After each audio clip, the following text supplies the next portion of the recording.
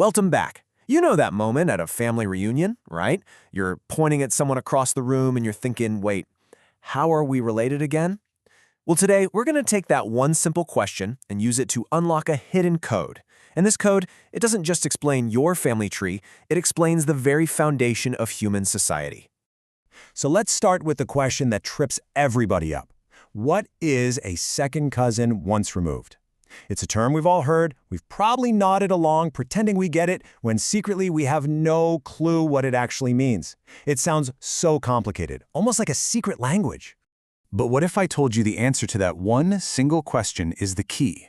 Seriously, it's the key to understanding genetics, to reading ancient cultural maps, and even to seeing the political strategies that built the world we live in today.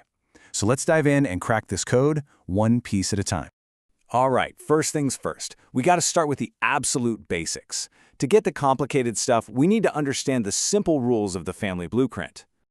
It all begins right here. First cousins. They're just the children of siblings. So your mom's sister has a kid, that's your first cousin.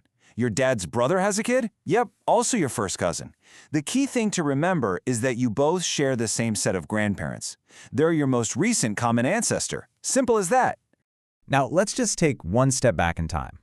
Second cousins share great-grandparents, and third cousins? They share great-great-grandparents. You see the pattern here, right? The number, first, second, third, is just counting how many generations you have to go back to find that ancestor you both have in common. And now for the part that messes with everyone's head. Removed. All this word means is that you're in different generations. That's it. Just think of it like a vertical step up or down on the family tree. Your first cousin's child is your first cousin once removed. You are one generation removed from them. It's way simpler than it sounds. Okay, so we've mapped out the family tree. But these connections, they aren't just lines on a chart, right? They're literally written in our DNA. This is where genealogy gets real and meets biology. And here is the magic number. 12.5%. On average, you and your first cousin share 12.5% of your DNA. This isn't just a social thing. It's a measurable biological fact that connects you. But where in the world does that number come from? Well, the math behind it is actually pretty straightforward. You get half of your DNA from each parent. And with every generational step between two relatives, that shared amount gets cut in half again. So let's just trace the path. From you up to your parent, that's one step. From your parent up to your shared grandparent, that's 2. Then back down to your aunt or uncle, 3 steps. And finally, down to your cousin, that's 4 steps. 4 times you cut that inheritance in half, and you land right at 12.5%. So we've got the family tree and we've got the genetics. Pretty solid, right?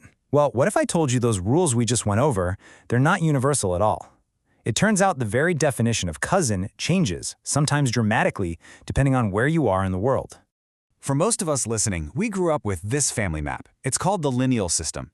It draws a really bright, bold line around the nuclear family, your parents, your siblings. Everybody else, who's the child of your aunt or uncle, they all get lumped into one big category, cousin. It creates a really clean separation between your immediate family and your extended family. But for a lot of other cultures, that system is way too simple. They make this really crucial distinction that we just don't. They divide cousins into 2 totally different groups. Parallel cousins, that's the child of your parent's same-sex sibling, and cross cousins, the child of your parent's opposite-sex sibling. And believe me, this isn't just a quirky naming thing. It changes absolutely everything. And here is where that distinction becomes a huge deal. In this other system, the bifurcate merging system, your parallel cousins, like your dad's brother's kids, are considered your siblings. You call them brother and sister, and you would never, ever marry them. But your cross cousins? Oh, they're not only not considered siblings, they're often seen as the absolute ideal marriage partners. The family map itself is literally telling you who's family and who's a potential spouse. So this brings us to our final big zoom out. We've gone from the individual family tree to these big cultural maps. Now let's look at the grand social strategy these maps were built for in the first place, the very creation of society itself. This quote, marry out or die out, it's a pretty stark phrase, and it comes from the famous anthropologist Claude Lévi-Strauss. He had this radical idea that the incest taboo, that universal rule against marrying your close relatives, wasn't just telling you what not to do. He said it was a command to look outside your little group, to connect with others, to build alliances. And the logic is actually pretty simple when you break it down. Step 1. The incest taboo stops you from marrying inside your own small group. Step 2. This forces you to marry out. Step 3. Marriage then becomes an exchange of people between different groups. And Step 4, the most important part. That exchange creates alliances. It turns strangers into in-laws, potential enemies into allies, and it built the very web of relationships that holds a society together. So, okay, this is all fascinating ancient history, but how does this logic of genetics and alliances actually play out today? What are the real-world consequences in our laws, in our health, and even in the history of kings and queens?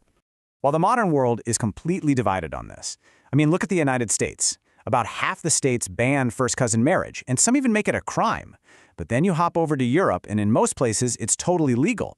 And then in huge parts of the Middle East and South Asia, it's not only legal, it's often culturally preferred, a way to keep wealth and family traditions all under one roof. Now, the modern debate usually comes down to genetic risk, but what does the science actually say? Well, for the general population, the baseline risk of having a child with a major birth defect is around 3 to 4%. For first cousins, that risk goes up by about 2 to 3 percentage points. So it's a real, measurable increase in risk for sure, but it's maybe not as huge of a jump as many people think. But what happens when marrying your cousin isn't just a one-time thing, but a strategy that goes on for generations? Well, for that, we have to look at one of history's most famous and most visual examples, the Habsburg jaw. The Habsburgs are just this incredible case study of the long-term risk. They were one of Europe's most powerful royal families, and for centuries, they systematically married close relatives, uncles and nieces, first cousins, all to keep power and territory consolidated. And the result? A whole host of health problems, famously symbolized by that severe jaw deformity, which ultimately contributed to the end of their dynasty because they couldn't produce a viable heir. So, we started with a simple question. What's a second cousin once removed? And we ended up at the crossroads of genetics, anthropology, and political history. Which really brings us to the final question I want to leave you with. If our idea of kinship is part biology, part cultural map, and part social strategy, which one of those do you think matters most when you define family? What does that word really mean to you?